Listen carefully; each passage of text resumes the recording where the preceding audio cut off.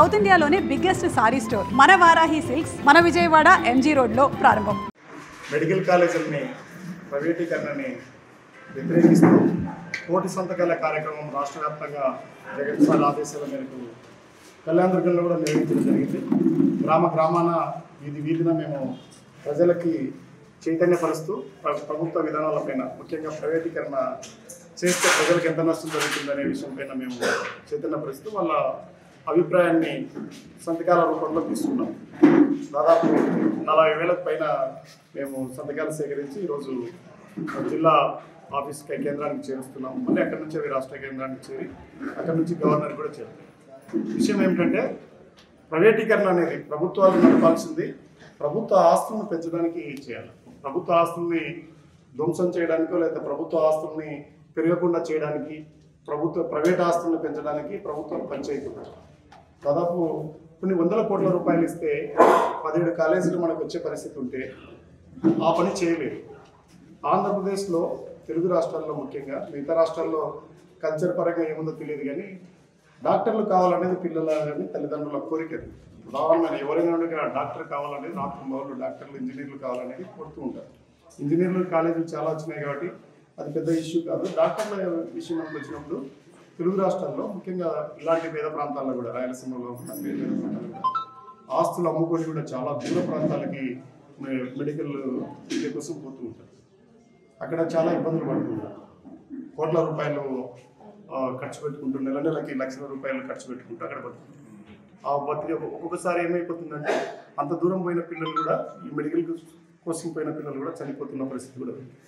నా అనుభవంలో ఉన్న విషయం ఏంటంటే నేను ఎంపీగా ఉన్నప్పుడు దాదాపు 3 పిల్లలు ఫిలిప్పీన్స్ దేశంలో చనిపోయారు.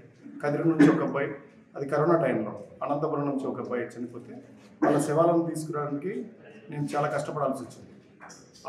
మా ప్రభుత్వం అప్పుడు జగనన్న ప్రభుత్వంలో అది అక్కడ నుంచి ఫిలిప్పీన్ దేశం నుంచి కరోనా టైంలో కూడా నేను తీసుకొచ్చాను. ఇక్కడికి సమన్వయకర్తగా వచ్చినప్పుడు కూడా ఇదే ఒంటి విద్యలో మన కళ్యాణదుర్గం రోడ్ల నుంచి ఒక అబ్బాయి చనిపోయింది. నేనేమంటానంటే మెడికల్ కాలేజీలు ఓపెన్ చేస్తే ఇంకా ఎక్కువైతే ఈ దూర ప్రాంతాలకు పోవాల్సిన పనిలేదు కదా. వీలైతే ఇంకా వేరే దేశస్తులు వచ్చి మన దగ్గర చదువుకుంటారు. ఇంత విశాలమైన జనాభా ఉన్న ఈ దేశంలో మీరు చాలా రెడీగా ఉన్న కాలేజీలను కూడా మూసేస్తూ ఉన్నారంటే ఏమర్థం?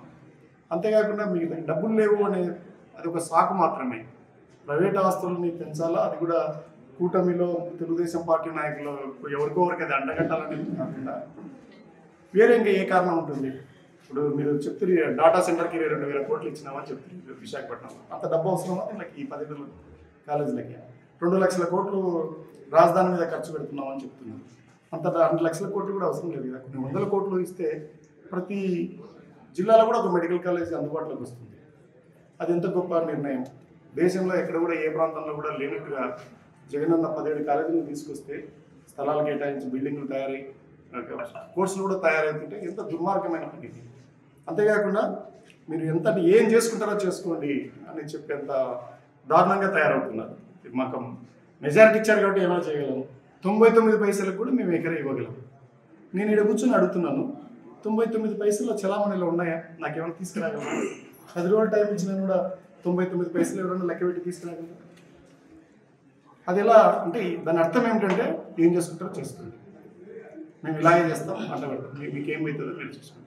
అందుకే ప్రజలు గమనిస్తున్నారు ఇంత అన్యాయంగా ప్రభుత్వాలు నడుస్తున్నాయి కాబట్టి ఎక్కడికెక్కడ చైతన్యమై దీని గురించి పట్టించుకోవాలి. ఎకరాలు తక్కువ ధరలకు ఇచ్చేసి ఇక్కడ ఉండే వాళ్ళందరూ వెళ్ళిపోతూ ఉన్నారు కదా వేరే.